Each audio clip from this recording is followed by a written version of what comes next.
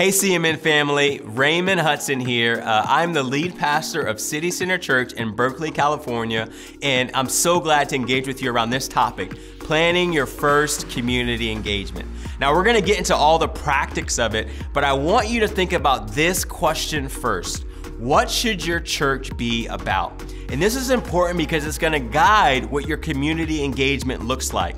And so Jesus, speaking to some religious rulers of the day, he said this, but they asked him this first in Matthew. They said, "Teacher, which is the greatest commandment?" Now you're all sitting there and I know that you've read this before, but follow with me. Then Jesus replied, "Love the Lord your God with all your heart and with all your soul and with all your mind." And he said, "This is the first and greatest commandment." Then he went on to say this, "And the second is like it, love your neighbor as yourself." And so as you're asking the question, what is our church gonna be about? What are we gonna do? Man, two things that I want you to think about, especially in the mindset of community engagement. Man, we are to love the Lord with everything. And then what you will do is when you love the Lord with everything, then you'll love your community well. You'll truly love your community. And so this is only possible when you go to your community with no preconceived notions.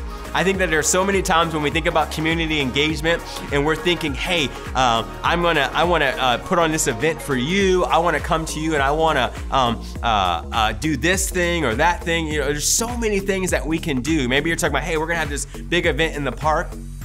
But I want to encourage you that when you're thinking about community engagement, what if you thought about attaching yourself to things that are already in your community and community partners? And so I believe that one of the best ways for you to start your community engagement is thinking, man, loving and serving the leaders within your city. And here's 4 simple steps that you can do. Let's just say if you made a decision to say, we're gonna partner with a school in our community, right? We're gonna love and serve a school. Step 1, super easy. Email the leader if it's at the school, if it's in the city, if it's the first responders, so I said school, but there's multiple things that you can do. But then step 2, after you email, guess what? Follow up with that email. I just want you to know, people are not thinking, hey, they want to partner with you. And so you need to be the person that follows up and make sure that you are staying in touch. So man, maybe 2 weeks later, if you haven't heard anything, follow up. Step 3, super simple. Go to meeting ready to do anything.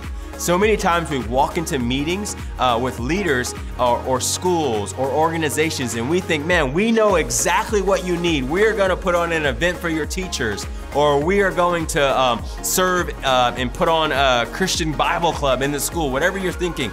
Remove those thoughts from your mind, remove them. Because when you go into an office of a city leader or a school principal, they don't want you there. So you need to be ready in your heart to do whatever they need. And then lastly, step 4, be the best volunteers they've ever had. So many times when we're thinking about community engagement, we're thinking about how it helps us.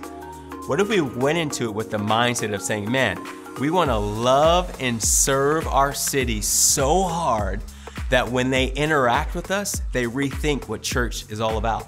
Isn't that what church planning is about? That we bring a new expression of the gospel into a city that doesn't want us there, but when they interact with us, they rethink this whole God thing.